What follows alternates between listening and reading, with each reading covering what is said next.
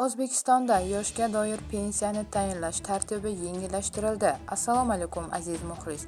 Agarda bizning kanalimizda mehmon bo'lsangiz, bizga obuna bo'lishni unutmang. Senatning 30-apreldagi yalpi majlisida yoshga doir pensiyani proaktiv shaklda tayinlash tartibi ko'zda tutilgan qonun ma'qullandi.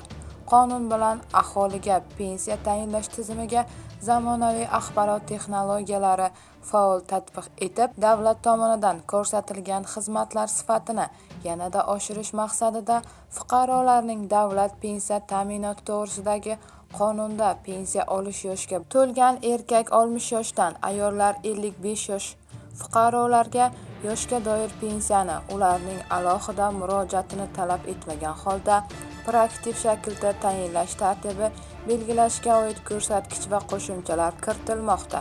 Mazkur tartib amaliyotda tatbiq etishi natijasida fuqarolardan pensiya tayinlash uchun pensiya jamg'armasining hududiy bo'linmasiga yoki davlat xizmatlari markaziga murojaat qilishi talab etilmaydi. Bundan tashqari, pensiya yoshiga yetgan fuqarolarga qonunchilikda belgilangan talablar doirasida pensiya tayinlash haqida qaror qabul qilinganida ularning telefon raqamiga pensiya tayinlangani va uning miqdori to'g'risida SMS yuboriladi.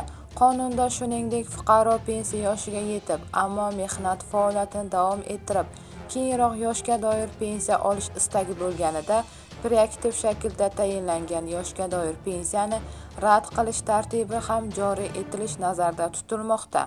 Shuningdek, qonunga asosan ijtimoiy himoyaga muhtoj aholi qatlamlariga barcha nafaqalarni tayinlash va to'lash ijtimoiy himoya milliy agentligi vakolatiga o'tkazilgani munosabati bilan davlat boji to'g'risidagi aholi bandligi to'g'risidagi qonunlarga ham o'zgartirish va qo'shimchalar kiritilmoqda. Senatorning fikricha, belgilanayotgan normalar fuqarolarga pensiya ta'minoti bo'yicha ko'rsatiladigan davlat xizmatlari sifatini oshirishga hamda ortiqcha byurokratik to'siqlar bartaraf etilishiga xizmat qiladi. Fuqarolarning davlat pensiya ta'minoti to'g'risidagi qonunda pensiya olish yoshiga to'lgan fuqarolarga yoshga doir pensiyani ularning alohida murojaatini talab etmagan holda proaktiv shaklda tayinlash tartibini belgilashga doir qo'shimcha va o'zgarishlar kiritish nazarda tutilgan. Qonun loyihasi 2025-yilning fevralida deputatlar tomonidan 3-o'qishda qabul qilingan edi. Pensiya jamg'armasiga ko'ra, fuqarolarning shaxsiga oid barcha ma'lumotlar vazirlik va idoralarning elektron bazalaridan olinadi. O'zbekistonda oxirgi marta 2024-yil sentyabrda pensiyalar va nafaqalar 15% ga oshirilgan edi. Xususan, yoshga doir eng kam pensiya miqdori oyiga 834 ming so'm etib belgilangan edi, deyiladi xabarda.